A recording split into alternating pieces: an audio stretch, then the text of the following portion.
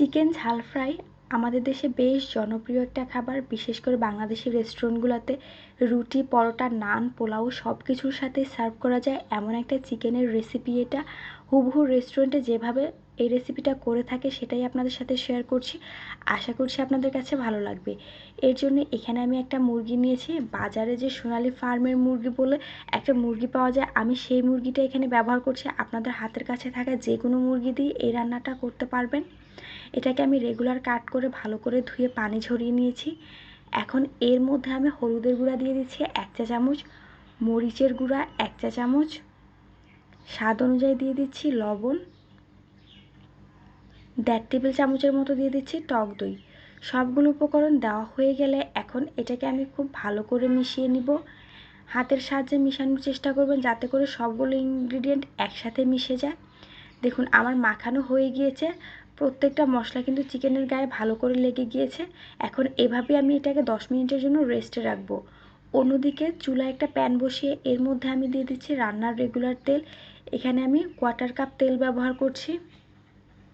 তেলটা যখনই গরম হয়ে যাবে তখন একে একে চিকেনের পিসগুলো আমি এর মধ্যে দিয়ে দিব। এই চিকেন ঝাল ফ্রাইটা রান্না করার সময় যদি চিকেনটা একটু ভেজে ব্যবহার করা হয়, এতে করে চিকেনের টেস্টটা ভালো থাকে এবং এটা প্রপারভাবে রান্না করতে পারবেন। এখন একটা পাশ রান্না হয়ে গেলে আমি অপর পাশটাও উল্টে দিচ্ছি। এভাবে উল্টে পাল্টে আমি চিকেনগুলোকে ভালো করে ভেজে নিচ্ছি। ভাজা হয়ে গেলে তেল থেকে তুলে নিচ্ছি। এখন অন্যদিকে চুলায় একটা পাত্র বসিয়ে এর মধ্যে আমি আবার 1/4 কাপ তেল এবং চিকেনের ভাজার যে তেলটা ছিল সেই তেলটা দিয়ে দিয়েছি। তেলটা যখনই গরম হয়ে যাবে তখন এর মধ্যে আমি তেজপাতা, ছোটো এলাচ এবং দারচিনি দিয়ে একটু ফোড়ন দিয়ে নিয়েছি। এখন এর মধ্যে 2টা মিডিয়াম সাইজের পেঁয়াজ কুচি দিয়ে এটাকে গোল্ডেন ব্রাউন করে ভেজে নিব। ঠিক পেঁয়াজ বেরেস্তা আমরা যেভাবে করি তেমন করেই ভেজে নিচ্ছি।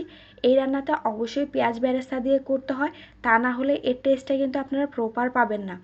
যখনই পেঁয়াজটা বেরেস্তার মতো হয়ে যাবে তখন এর মধ্যে আমি 1.5 টেবিল চামচ দিয়ে দিচ্ছি আদা রসুন বাটা, 2 চা চামচ দিয়ে দিচ্ছি কাজু বাদাম বাটা। এখানে আপনারা যে কোনো বাদাম বাটা ব্যবহার করতে পারবেন, কিন্তু অবশ্যই যে কোনো একটা বাদাম কিন্তু ব্যবহার করবেন। এখন আমি মশলাটাকে একটু কষিয়ে নিচ্ছি যাতে করে এর কাঁচা স্মেলটা দূর হয়ে যায়। 4 থেকে 5 মিনিট কষানোর পরে এর মধ্যে 2 চা চামচ লাল মরিচের গুঁড়া, 1 চা চামচ হলুদের গুঁড়া, 1 চা চামচ ধনিয়ার গুঁড়া এবং 1 চা চামচ ভাজা জিরার গুঁড়া ব্যবহার করেছি। চেষ্টা করবেন মরিচের গুঁড়াটা যাতে একটু ডার্ক হয় সে ধরনের মরিচের গুঁড়া ব্যবহার করার জন্য, এতে করে ঝাল ফ্রাইয়ের কালারটা ভালো আসবে।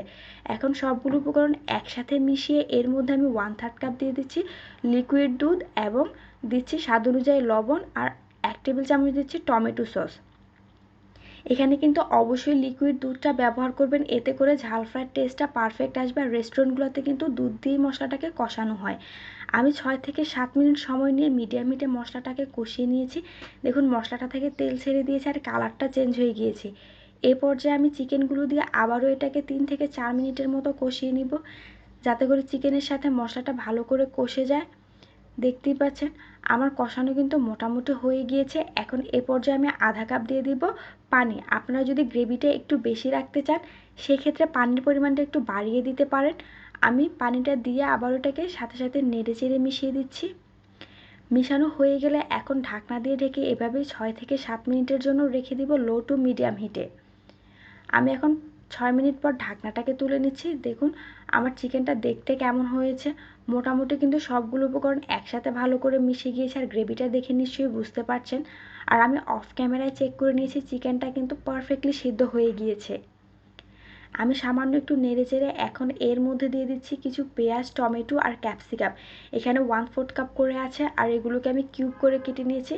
অবশ্যই এই উপকরণগুলো ব্যবহার করবেন। রেস্টুরেন্টগুলোতে কিন্তু এগুলো ব্যবহার করে, এতে করে ঝাল ফ্রাইয়ের টেস্টটা একদম পারফেক্ট আসবে। এখন আমি সামান্য একটু নেড়ে চেড়ে মিশিয়ে দিচ্ছি। মিশানো হয়ে গেলে সবশেষে এর মধ্যে দিয়ে দিচ্ছি 1 চা চামচ গরম মশলার গুঁড়া। এটা আমার ঘরে বানানো গরম মশলার গুঁড়া। এখন মশলাটা দেওয়া হয়ে গেলে নেড়ে চেড়ে আবারও একটু মিশিয়ে দিচ্ছি। মিশানো হয়ে গেলে এখন ঢাকনা দিয়ে ঢেকে 5 মিনিটের জন্য এভাবেই রেখে দেব। 5 মিনিট পর আমি ঢাকনাটাকে তুলে এর মধ্যে দিয়ে দিচ্ছি সামান্য একটু ঘি।